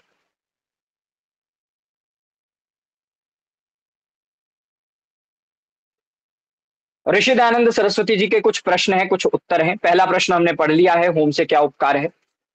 दूसरा, कई लोग प्रश्न करते हैं, मैं यहाँ सीधा पेज नहीं पढ़ रहा, पृष्ठ अगर आपको पढ़ना है सत्यार्थ प्रकाश का तो आप पढ़ सकते हैं, मैं आपको यहाँ पर हिंदी में सरल भाषा में एक्सप्लेन कर रहा हूँ उसी चीज को। कई लोग कहते हैं आप हवन में घी को डाल रहे हैं, इससे अच्छा किसी गरीब को घी खिला देते। आपने सुना होगा ये तर्क कई लोगों से, आप घी को अग्नि में डालकर उसको नष्ट कर रहे हैं, इससे अच्छा तो किसी गरीब को खिला देते। उसका उत्तर यह है, अग्नि में डाली हुई कोई भी वस्तु नष्ट नहीं होती। आपने कंजर्वेशन ऑफ मैटर की थ्योरी पढ़ी होगी, matter can neither be created nor be destroyed, it can be converted from one form to another. आपने ऐसा पढ़ा है कि नहीं? कंजर्वेशन ऑफ मास की थ्योरी पढ़ी होगी, कंजर्वेशन ऑफ एनर्जी की थ्योरी पढ़ी होगी। ऐसे ही कंजर्वेशन ऑफ मैटर कहता है, matter can neither be created nor be destroyed, it can be converted from one form to another. यानी एक द्रव्य कभी नष्ट नहीं होता, कभी बनता नहीं है, केवल उसका रूपांतरण होता है। ऐसे ही जब अग्नि में घी जा रहा है तो घी नष्ट नहीं होगा, बल्कि घी जो लिक्विड फॉर्म में था उसका रूपांतरण हो जाएगा। वो किसमें रूपांतरण हो जाएगा? उसका रूपांतरण हो जाएगा गैसियस फॉर्म में, और गैसियस फॉर्म में वो विस्तार पूर्वक वातावरण में फैलेगा, वातावरण को शुद्ध करेगा और दूर दूर देशों तक जाकर वायु को शुद्ध करता है, दुर्गंध और प्रदूषण की निवृत्ति करता है। ऐसे ही एक प्रश्न ये भी हुआ, मंत्र पढ़ने का क्या प्रयोजन है? अगर हवन करने का प्रयोजन वायु को शुद्ध करना ही है तो मंत्र क्यों पढ़ें? तो कहा, मंत्रों में वह व्याख्या है जिससे होम करने के लाभ विदित हो जाएं। आपको जब होम के मंत्रों की व्याख्या बताई जाएगी कोर्स के अंतर्गत, तो उसमें बताया जाएगा कि कोर्स में जो ये सभी मंत्र बताए जाएंगे देवयज्ञ के, तो इनमें अग्निहोत्र की विशेषता बताई गई है। अग्नि में आहूत किए हुए पदार्थ किस प्रकार की गति उनको प्राप्त होती है, वो सब कुछ बताया गया है। तो आप उस व्याख्या में उसको विस्तार पूर्वक पढ़ेंगे तो उसमें अग्निहोत्र के लाभ बताए गए हैं। पहले तो वो विदित हो जाए, मंत्रों की बार बार बोलने से, बार बार आवृत्ति करने से, प्रतिदिन आप 2 समय मंत्रों को बोलेंगे तो मंत्र याद हो जाएंगे, कंठस्थ हो जाएंगे, वेद की रक्षा होगी, वेद पुस्तकों का पठन पाठन और उसकी रक्षा भी होगी। Next page. अब ऐसे ही किसी ने ऋषि दयानंद से प्रश्न किया कि क्या अगर हवन ना करें तो पाप लगता है? तो पाप लगेगा। क्यों लगेगा? क्योंकि आपने दिन भर बहुत से कार्य किए, दिन भर आपके शरीर से पसीना निकलता रहा, दिन भर आपके शरीर से दुर्गंध निकलती रही, दिन भर आपने मल मूत्र के त्याग के द्वारा वातावरण को दूषित किया, और आजकल तो आपके पास मोटरसाइकिल है, दिन भर आपने वायु को प्रदूषित किया। तो आपने दिन भर में इतना कुछ किया, इतना कुछ वातावरण को आपने हानि पहुंचाई। क्या ये वातावरण आपकी पैतृक संपत्ति है? हमारी पैतृक संपत्ति तो है नहीं ये वातावरण। हम तो भाई दास हैं, हमें तो ईश्वर ने कैसे दिया है? हमें तो बस ईश्वर ने दे दिए हैं ये पदार्थ। हम इसके स्वामी नहीं है। स्वामी वो ईश्वर है, हम तो दास हैं उसके, जो उनके दिए हुए पदार्थों का प्रयोग कर रहे हैं। तो इस बात को समझना है कि हमने जितना प्रदूषण किया, हमने जितना दुर्गंध वातावरण में फैलाया, उसका अगर हम परिशोधन नहीं करेंगे, उसकी अगर हम निवृत्ति नहीं करेंगे, तो क्यों नहीं पाप लगेगा? हमारे कारण वातावरण में दुर्गंध फैल रहा है, प्रदूषण फैल रहा है, और हम उसके निवारण के लिए कुछ नहीं करेंगे, तो निश्चित रूप से हम पाप के भागी होंगे। जी, अगला पृष्ठ मोहित जी, अगला पृष्ठ। अब यहां पर आपको पितृयज्ञ, अतिथि यज्ञ और बलि वैश्व देवी यज्ञ का परिचय दिया जाएगा। Next page. पितृयज्ञ के विषय में मनुस्मृति में कहा गया, अब थोड़ा समय का अभाव है इसीलिए हम श्लोकों का पाठ ना करें तो ठीक रहेगा। तो इसमें कहा गया, गृहस्थ व्यक्ति अन्न आदि भोज्य पदार्थों से, जल, दूध, कंदमूल, फल आदि से माता पिता, पितामह आदि बुजुर्गों से अत्यंत प्रेम प्रदर्शित करते हुए प्रतिदिन श्रद्धा अर्थात श्राद्ध अर्थात श्रद्धा से किए जाने वाले सेवा, शुश्रूषा, भोजन आदि कर्तव्य का पालन करें। तो यहाँ पितृयज्ञ का एक फॉर्मेट बताया गया। पितृयज्ञ के दो फॉर्मेट है। पितृयज्ञ में एक श्राद्ध होता है, दूसरा तर्पण होता है। श्राद्ध का क्या मतलब है? श्राद्ध का मतलब है श्रद्धा से सेवा करना। श्राद्ध का मतलब होता है श्रद्धा से। श्रद्ध होता है सत्य, श्रद्धा होता है सत्य का आचरण, सत्य को प्राप्त करना, और जिसके द्वारा सत्य प्राप्त किया जाए वो क्या है? वो श्राद्ध है। आप माता पिता की सेवा करेंगे, आप गुरुजनों की सेवा करेंगे, उनसे जो आपको फल प्राप्त होगा वह क्या है? वह सत्य आचरण में तत्परता है। तो आपको श्रद्धा पूर्वक बड़े ही विनीत भाव से, विनम्र होकर अपने माता पिता की, अपने गुरुजनों की, अपने पितामह दादा दादी आदि की, और जितने ऋषि आदि हैं, देवता हैं, विद्वान हैं, उनकी सेवा करनी चाहिए, शुश्रूषा करनी चाहिए। उन्हें जो कुछ चाहिए उन्हें वो उपलब्ध कराना चाहिए। जैसे बचपन में हमें कुछ भी चाहिए होता था तो हम अपने माता पिता से आग्रह करते थे, और माता पिता बिना संकोच के हमें वो सब चीजें प्राप्त कराते थे जो हमारे लिए कल्याणकारी हो। ऐसे ही जब हम बड़े हो गए हैं तो हमारा कर्तव्य है कि हम अपने माता पिता की वैसी ही सेवा करें। अब पितृयज्ञ के अंदर मैंने बताया श्राद्ध और तर्पण आता है। अब तर्पण के तीन प्रकार हैं। तीन प्रकार कौन कौन से हैं? ऋषि तर्पण, देव तर्पण और पितृतर्पण। अब इन तीनों का तर्पण यानी इनको तृप्त कैसे किया जाता है, नेक्स्ट स्लाइड पे बताया गया है। तर्पण होता है तृप्त करना, और तृप्त कैसे करें? अब ऋषियों को ऋषि होते हैं जिन्होंने मंत्रों का साक्षात्कार किया है। अभी तक हम अगर लेटेस्ट ऋषि की बात करें तो लेटेस्ट ऋषि हमारे पास स्वामी दयानंद सरस्वती जी थे, अब तो वो भी नहीं है। अब ऋषि दयानंद हमारे पास नहीं है तो हम उनके घुटने नहीं दबा सकते, हम उनकी चरण सेवा नहीं कर सकते। क्या करें फिर अगर हमारे पास कोई ऋषि नहीं है? तो यहाँ पर बताया गया है, स्वाध्यायेन अचर्येत ऋषीन, अर्थात स्वाध्याय के द्वारा ऋषियों का तर्पण होता है। आप वेदों का अध्ययन करेंगे, ईश्वर की उपासना करेंगे, वेद आदि शास्त्रों को पढ़कर उनका प्रचार करेंगे, इससे ऋषियों का पुरुषार्थ सार्थक होगा। यही ऋषियों का तर्पण है, यही ऋषियों को तृप्त करने का साधन है। चेतन देवों को अर्थात जो विद्वान हमारे पास हैं। अब किसी ने प्रश्न किया, देव और ऋषि में क्या अंतर है? ऋषि है मंत्र दृष्टा, देव क्या है? विद्वान। ब्रह्मा होते हैं जिन्होंने चारों वेद पढ़े। अब उन चारों में से जिसने कम वेद पढ़े हैं, किसी ने 3 पढ़े हैं, किसी ने 2 पढ़े हैं, किसी ने 1 पढ़ा है, किसी ने पूरा वेद नहीं पढ़ा लेकिन अभी वेद पढ़ रहा है, उन्हें भी देव कहा जाएगा। क्यों? वो विद्वान है, विद्वांसो ही देवा। तो विद्वान जो है उनका स्तर ब्रह्मा से कम है। ब्रह्मा होता है चारों वेदों का ज्ञाता, और देव कहा गया या विद्वान कहा गया जो उस स्तर से कम के, लेकिन हमारे लिए वो भी सम्माननीय है। तो अगर आप चेतन देवों का सत्कार करना चाहते हैं तो उनसे विद्या को पढ़ें, पढ़ करके उस विद्या का आगे प्रचार करें, उसे अग्रेषित करें। मैं क्या कर रहा हूं इस समय? मैं कर रहा हूं अपने गुरुओं से जो पढ़ा उसी को आगे अग्रेषित कर रहा हूं। ऐसा तो है नहीं कि गर्भ से मैं ये विद्या सीख करके आया था, ऐसा तो है नहीं कि मुझे ये विद्या पहले से आती थी, गुरुओं से प्राप्त हुई और उसी को आगे अग्रेषित कर रहा हूं। ये क्या है? ये देव तर्पण है। और अगर आप जड़ देवों का तर्पण करना चाहते हैं तो उसके लिए कहा होम है, अर्थात हवन के द्वारा आप जड़ देवों का तर्पण कर सकते हैं। फिर कहा पितृन श्राद्धे, अर्थात माता पिता की श्रद्धा पूर्वक आप सेवा करेंगे तो इससे किसके प्रति कृतज्ञता प्रकट होगी? इससे पितरों के प्रति, माता पिता दादा दादी के प्रति उनकी सेवा करके, शुश्रूषा करके, उनको जो पदार्थ चाहिए वो उपलब्ध करा करके उनकी संतुष्टि होगी। और अतिथियों को अन्न पान आदि देकर उन्हें संतुष्ट करके उनकी संतुष्टि होगी।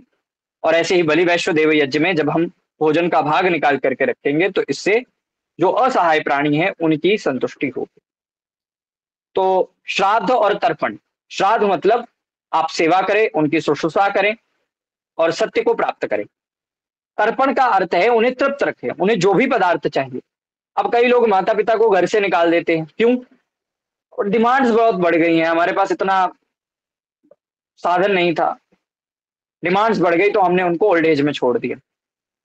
ऐसा नहीं है, आपके माता पिता ने बचपन से लेकर के युवा पर्यंत आपका पालन पोषण किया है। आपका कर्तव्य है कि बुढ़ापे में आप उनका सहारा बने और माता पिता की यथा योग्य सेवा करें। उन्हें जल चाहिए, भोजन चाहिए, वस्त्र चाहिए, आभूषण चाहिए, जो चाहिए, औषधि चाहिए, मेडिसिन चाहिए, जो चाहिए वो उन्हें समर्पित करें।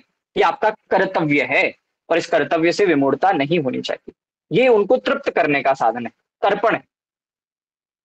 Next page. और पितृयज्ञ के कुछ और भी बातें हैं।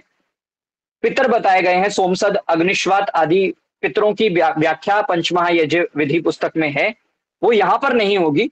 वो कोर्स के अंदर जो एक दिन हमने पितृयज्ञ के लिए रखा है उसमें वो विस्तार पूर्वक व्याख्या करेंगे, ठीक है। अगला है बलि वैश्व देव यज्ञ। बलि वैश्व देव यज्ञ का अर्थ है पहले तो आप जो कुत्ते हैं, गायें हैं, अश्व हैं, इन सब का पालन पोषण करें, इन सबको भोजन अर्पित करें, इन सबके लिए भोजन का भाग समर्पित करें। ये एक पक्ष है। दूसरा पक्ष ये है आप अग्नि में कुछ मंत्रों के द्वारा इनको आहूत करें, जो कि प्रतीकात्मक है और उसका रहस्य आपको किसमें जानने को मिलेगा? कोर्स में। और उसके अनेक भाग, अनेक प्रकार के मंत्र बताए गए हैं, बहुत से मंत्र हैं। कैसे आप किस दिशा में किसके लिए भाग छोड़ेंगे, अग्नि में कितने मंत्रों से आहुति देंगे और कुत्ते आदि के लिए कैसे आप भाग समर्पित करेंगे, वो सारी एक विधि, विस्तृत विधि है जिसकी हम कोर्स में विस्तार पूर्वक चर्चा करेंगे। तो ये बलि वैश्व देव यज्ञ है। Next page.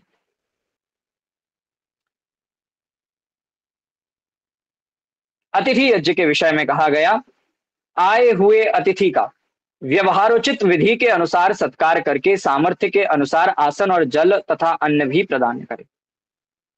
अतिथि कहते हैं ऐसे वैदिक विद्वान को जो पूरे विश्व में घूम घूम कर वेद विद्या का प्रचार करता है, इसीलिए उसके आने और जाने की तिथि निश्चित नहीं होती, इसीलिए उसको अतिथि कहते हैं। वैदिक विद्वान के आने जाने की तिथि कोई ज्यादा निश्चित नहीं होती, वो कभी भी आपके घर पर आ सकते हैं। जब वो आपके घर पर उपस्थित हों तो आपको उन्हें जल अर्पित करना चाहिए, अन्न अर्पित करना चाहिए, बैठने के लिए आसन अर्पित करना चाहिए, उनकी जो भी आवश्यकताएं हैं उनको पूरा करना चाहिए। तब आप ऋषि। Next page.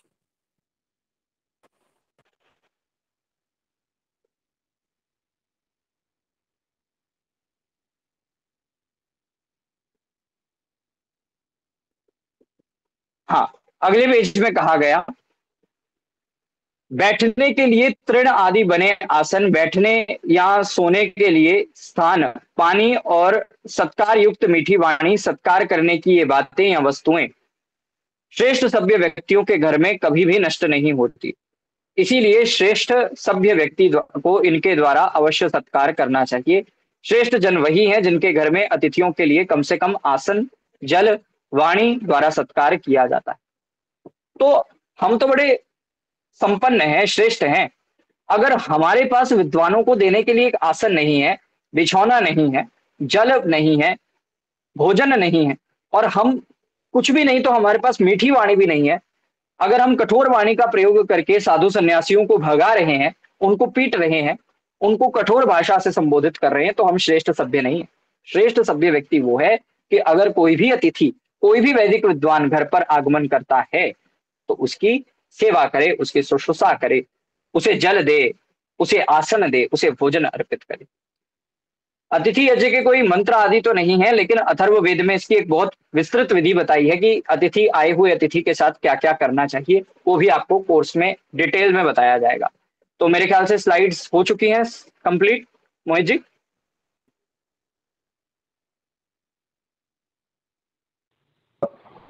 जी लास्ट वाली बाकी है। लास्ट, अच्छा ठीक है। इस अगले श्लोक में कहा गया, जिस पदार्थ को अतिथि को नहीं खिलावे उसे गृहस्थ स्वयं भी ना खावे। मतलब जो अपने लिए आप भोजन बनाएं वही अतिथि को भी समर्पित करें, इसी से अतिथि का सत्कार होता है। और अतिथि सत्कार करने से, अतिथि यज्ञ करने से क्या लाभ मिलता है? अतिथि यज्ञ का लाभ बताया, धन्यम यशसम आयुष्यम व स्वर्गम, सौभाग्य, अर्थात हमारा भाग्य उदय हो जाता है। भाग्य हमारे कर्मों से ही तो बनता है। ये आप कर्म करेंगे, अच्छे कर्म करेंगे, किसी को अच्छे कॉज के लिए किसी की सहायता करेंगे, किसी को अन्न देंगे, जल देंगे, अर्घ्य देंगे, आसन पाद आदि देंगे, तो आपका निश्चित रूप से सौभाग्य बढ़ेगा। आपका यश, चारों ओर आपकी कीर्ति फैलेगी कि यह व्यक्ति विद्वानों का सत्कार करना जानता है। चारों दिशाओं में जितने विद्वान हैं वो आपसे सुखी रहेंगे, संतुष्ट रहेंगे। चारों लोकों में आपकी कीर्ति ऐसे फैलेगी, आपकी आयु बढ़ेगी, क्योंकि जो विद्वान आपके घर में आएगा वो आयु वर्धक होगा, वो आपको आयु वर्धन के साधन बताएगा। जैसे मैं अगर अपना उदाहरण दूं, तो मेरे घर में पूज्य स्वामी विवेकानंद जी का जब आगमन हुआ, तो उन्होंने कोई शास्त्र की बात नहीं की, उन्होंने ऐसी वैसी कोई बात नहीं की, कटिल जटिल विषय उठाए नहीं। उन्होंने केवल हमारी दिनचर्या पर प्रश्न किया कि आपकी दिनचर्या कैसी है। मेरी माता जी से पूछा, मेरे पिताजी से पूछा, मुझसे पूछा, और हमारी दिनचर्या में जो जो उनको दोष दिखे, जो कि हमारी आयु को घटा सकते थे, उन दोषों का निवारण उन्होंने अपने शंका और समाधान के द्वारा बताया कि आप ये करिए और आपका समाधान हो जाएगा, आपकी इस दोष का निवारण हो जाएगा। तो ऐसे आयुवर्धक अतिथिगण होते हैं, वैदिक विद्वान होते हैं, और आपके सुख की वृद्धि करने वाले। तो यहाँ अतिथि यज्ञ का फल बताया गया। पंच महायज्ञ की संक्षेप से व्याख्या यहाँ संपन्न हुई फ्री वेबिनार्स में। यहाँ जो विस्तृत व्याख्या है, एक एक मंत्र की व्याख्या, पितृयज्ञ में जितने पितृ हैं, पितरों की जो गणना की गई है, अग्निश्वात, इनकी सबकी व्याख्या, जो बलिवैश्व के मंत्र हैं उन सब की व्याख्या, अतिथि यज्ञ का जो पद्धति है उसकी विस्तृत विवेचना आपको कोर्स में मिलेगी। संध्या का जब हम प्रशिक्षण देंगे कोर्स में, तो उस समय क्या होगा, संध्या प्रशिक्षण में आपको ध्यानात्मक अभ्यास भी कराया जाएगा। मान लीजिए आप आचमन मंत्र पढ़ रहे हैं, आप मार्जन मंत्र पढ़ रहे हैं, तो साथ साथ में उसके ध्यान अभ्यास भी होगा 5-5, 10-10 मिनट के लिए। आप यज्ञ कर रहे हैं तो याज्ञिक क्रियाओं का रहस्य बताया जाएगा कि आचमन 3 बार क्यों करते हैं, आचमन करना ही क्यों है, जल की क्या आवश्यकता है हवन में, ईश्वर स्तुति क्यों करनी है, 3 समिधाओं की आहुति क्यों देनी है 4 मंत्रों से। ये सारे रहस्य आपको कोर्स में बताए जाएंगे। तो आपसे निवेदन है कि यदि आपको यह वेबिनार अच्छे लगे तो आप कोर्स में भी अवश्य भाग लें। आपने इन 3 दिनों के लिए मुझे अपना अपार स्नेह प्रदान किया, उसके लिए आप सभी का हार्दिक धन्यवाद। आपके साथ जो इन 3 दिनों में हमने पंच महायज्ञ पर अध्ययन अध्यापन किया है, उसमें मुझे अत्यंत आनंद की अनुभूति हुई, क्योंकि मैंने गूगल मीट पर एक लंबे काल के बाद क्लास ली है, कक्षा ली है, और मुझे बहुत आनंद की अनुभूति हुई। आशा है कि आपको भी यह कोर्स अच्छा लगा होगा, ये वेबिनार अच्छे लगे होंगे। आप अपने सम्मतियां, आपको यह कोर्स कैसा लगा वो आप मुझे लाइव चैट में बता सकते हैं, और कोई बोल करके बताना चाहे या अपनी शंका रखना चाहे तो वह पूछ सकते हैं। धन्यवाद।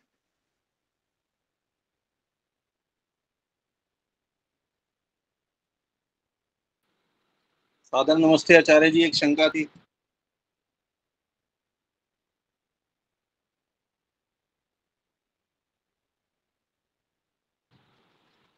सादर नमस्ते आचार्य जी। जी सादर नमस्ते। आचार्य जी, एक छोटा सा प्रश्न था हाँ जी। ऋषि दयानंद से पहले और कौन से लास्ट ऋषि हुए हैं जिनके बाद ऋषि जैमिनी। ऋषि जैमिनी। हाँ जी। ऋषि जैमिनी मीमांसा ऋषि दर्शन जिन्होंने रचा, उनका जी नाम ऋषि जैमिनी। ऋषि उनके जैमिनी। बाद सीधा ऋषि दयानंद को परिगणित किया जाता है जब ऋषियों की गणना होती है। जी। और ऋषि दयानंद के बाद कोई ऋषि अन्य नहीं हुए अभी वर्तमान में?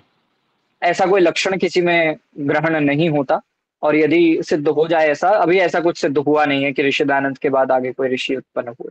वैसे सब पुरुषार्थ कर सकते हैं ऋषि बनने का। पुरुषार्थ में क्या है? पुरुषार्थ बहुत योगियों ने किया, बहुत योगाभ्यासियों ने किया। अपने यहाँ आर्य समाज में अनेक, एक से बढ़कर एक विद्वान हुए हैं, सबने प्रयास किया है ऋषि बनने का, और कुछ हद तक सफलता उन्हें किसी क्षेत्र में प्राप्त हुई भी होगी। लेकिन ऋषि दयानंद जितना मुझे नहीं लगता कि उन्होंने, उनके बाद कोई आगे ऋषि हुआ, ऐसा कुछ विद्वानों के द्वारा सुनने में नहीं मिलता। जी जी। और एक किसी आप ने प्रश्न किया, हाँ, एक किसी ने सवाल प्रश्न किया था कि कोर्स कब से आरंभ हो रहा है? 25 तारीख से कोर्स आरंभ हो रहा है। का अनुरोध था आपसे आचार्य सर जी। टाइमिंग्स क्या रहेंगे उसके? टाइमिंग्स यही रहेंगे 8 बजे से लेकर के 9 बजे तक, और उसको बाद में भी देखा जा सकता है, मतलब रिकॉर्डेड लेक्चर को भी देखा जा सकता है। जी जी। हाँ जी, राजेश जी आप कुछ बोल रहे थे। जी, वो जो आप दूसरी क्लासेस लेते हो ना विदुर नीति की, वो भी आचार्य जी जूम मीटिंग पे लिया कीजिए, उसमें ज्यादा अभी चल रहा है वो यूट्यूब पर चल रहा है, तो अभी उसको यूट्यूब पर ही रहने देते हैं। आगे से वैसे मैंने सोचा है कोई भी बड़ा कोर्स हम यूट्यूब पर नहीं करेंगे, क्योंकि उस पर मधु जी कृपया माइक को 2 मिनट के लिए म्यूट करें। हाँ, तो कोई भी बड़ा कोर्स, चिरकाल तक चलने वाला कोर्स हम यूट्यूब पर दोबारा नहीं करेंगे, गूगल मीट पर ही उसको करेंगे आपसे। जूम मीटिंग में यूट्यूब ऐसा पर केवल, सामने बैठे हैं। ठीक है, हाँ मैं आपकी बात को समझ गया और मुझे भी आनंद आया गूगल मीट पर। हाँ जी, और किसी का कोई प्रश्न हो? आचार्य जी रिकॉर्डेड प्रोग्राम, ये जो मैंने तो आज ही पहली बार अटेंड किया है, तो कल और परसों भी शायद हुआ था जिस तरह से मैं सुन पा रही हूँ, तो ये क्या हाँ जी, यूट्यूब चैनल पे मिलेगा आपके? ये वैदिक मोहित जी, क्या आप इसको यूट्यूब पर अपलोड करेंगे? जी जी, हम थोड़ी उसमें एडिटिंग करने के बाद ठीक है, उसको अच्छा जी। यूट्यूब तो पे अपलोड करेंगे। वैदिक एकेडमी पे आपको मिल जाएगा। वैदिक एकेडमी पे आप हाँ, अगर सर्च करें, वैदिक अगर अभी आप अकेडमी। सुनना चाहते हैं, हाँ वैदिक अकेडमी ऐप को अगर आप देखेंगे अभी, तो उसमें आपको अभी मिल जाएगा, और यूट्यूब पर ये वैदिक अकेडमी चैनल पर बाद में अपलोड कर देंगे। ऐप पर अभी उपलब्ध अच्छा है ये वेबिनार। हाँ, वेबिनार की रिकॉर्डिंग ऐप पर है। अच्छा जी, धन्यवाद हाँ, जी। आप मोहित जी से संपर्क करके वो रिकॉर्डिंग प्राप्त कर सकते हैं। हाँ जी, और किसी मोहित को कोई जी से शंका? कैसे संपर्क करेंगे? उनका नंबर तो नहीं है मेरे पास। यहाँ लिखा जी है, मैं यहाँ शायद पे भेजा है। वैदिक एकेडमी का नंबर डाल देता हूँ। आप उससे व्हाट्सएप से कांटेक्ट कीजिए, आपके सभी प्रश्नों के उत्तर दिए जाएंगे वहाँ।